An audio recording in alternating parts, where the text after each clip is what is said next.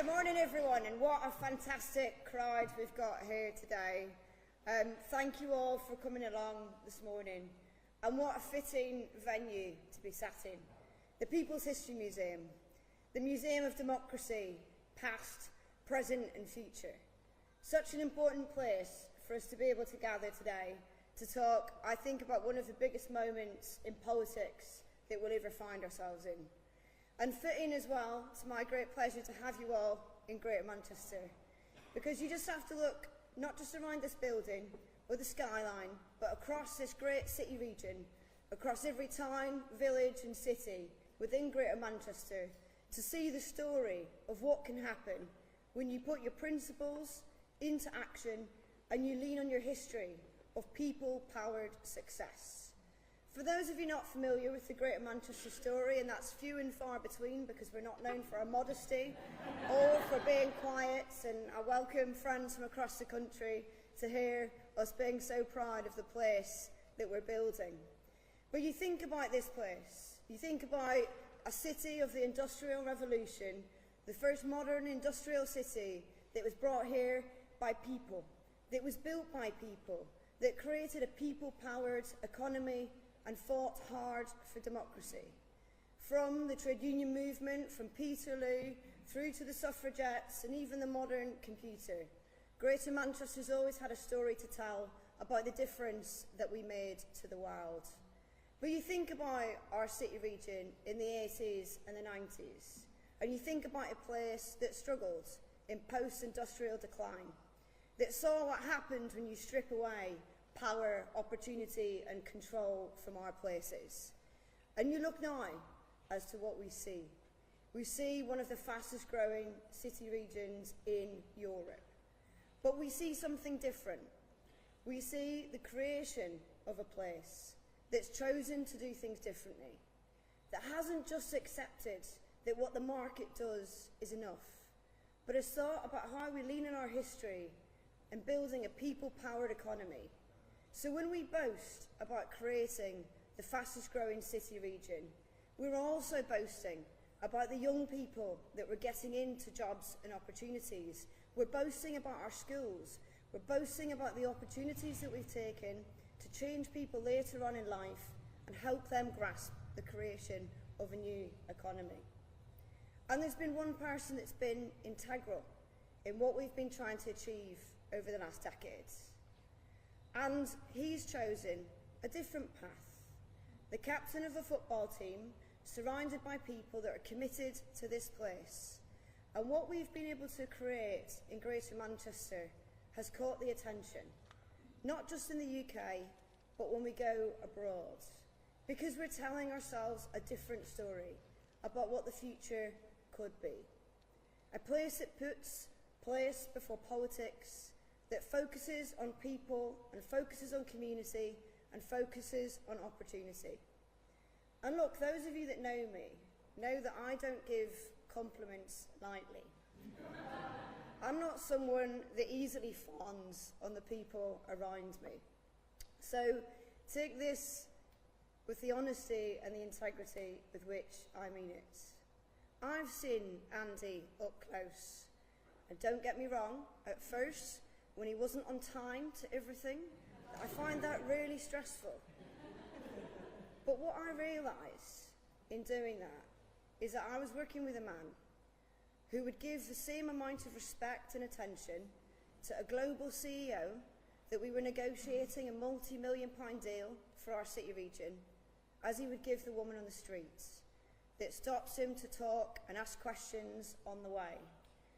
And that in an era when we don't see many people with trust in politics, when people feel that the country isn't working for them, when they don't see people in leadership that hears them, is something quite special. And what Andy's been able to do, working with myself and the other leaders across Greater Manchester, is think about how we restore hope back into our communities, offering people a different path. And it's not easy to let someone go when they're moving on to other things, and across Greater Manchester, people are willing him on. But they're willing him on because they see someone who doesn't just listen, but somebody who gets it. Somebody wants to restore trust in politics. Somebody wants to restore the belief that hope doesn't just mean a soundbite, but it can mean meaningful change that puts money in people's pockets and gives people a stake. And so look, I'll just say this. We stand here with a legacy of generations of people that have fought for all that's good in society. We have to be able to restore trust in politics. We have to be able to put people at the very heart of what we're doing. And there is one man that I've seen up close, that I've had the privilege over the last 5 years of working alongside. And it's that one man that I think I've got complete confidence that the path that we face in the years to come is made so much stronger by where we are today. So please, it gives me great pleasure to welcome Andy Burnham.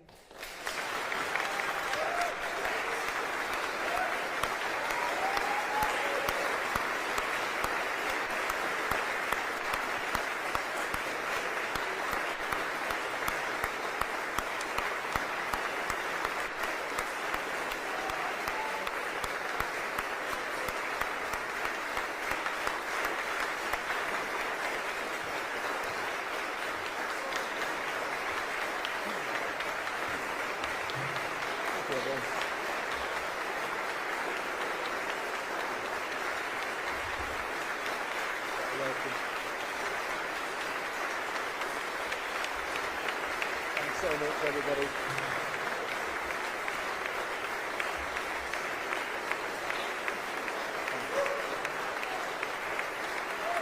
Thanks very much, everyone.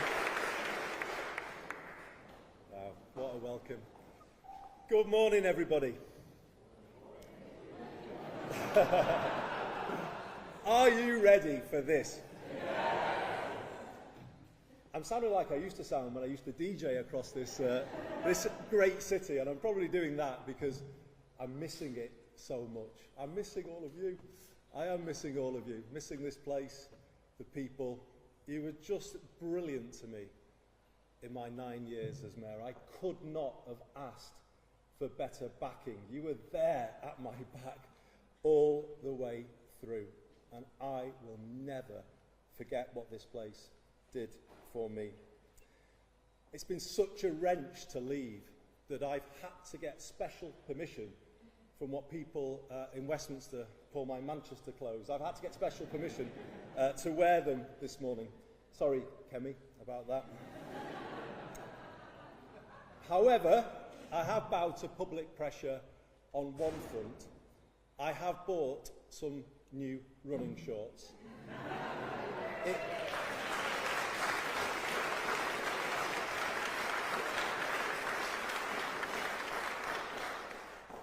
It was either do that or change the decency laws, and I opted for the former. But I can't tell you how glad it makes me that we meet at this big moment in one of my favourite places on earth, the People's History Museum. It holds real significance for me, and it's not just because one of my old coats is in a glass case upstairs. And can you believe it, comes off second best alongside Michael Foot's infamous donkey jacket. It's because these galleries tell the story of our country better than anywhere else. How through time it has not been run in the interests of the many. And how ordinary people have fought to change that status quo and make it fairer. Today, we must take inspiration from that history and get ready to repeat it. The time has come to build the broadest possible coalition of people to lift Britain back up to where we all want it to be. What hope can we have that it will be different this time? That's the question I would be asking if I was a voter right now.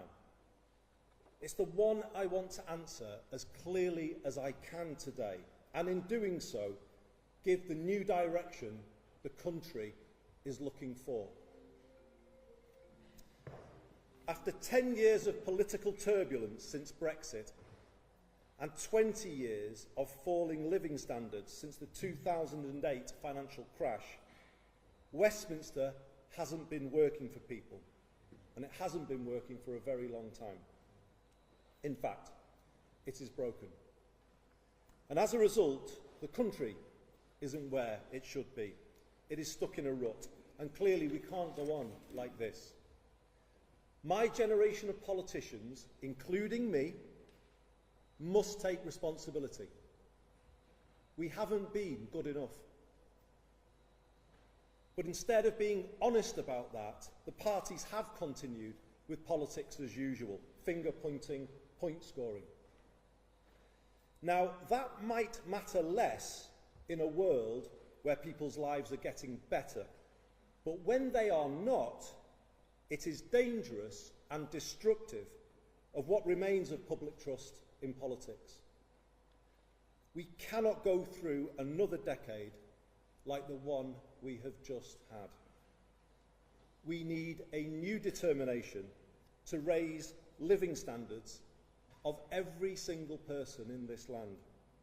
And we must accept that, to do that, to fix the economy and the country, we need to change politics, and we need to do it now.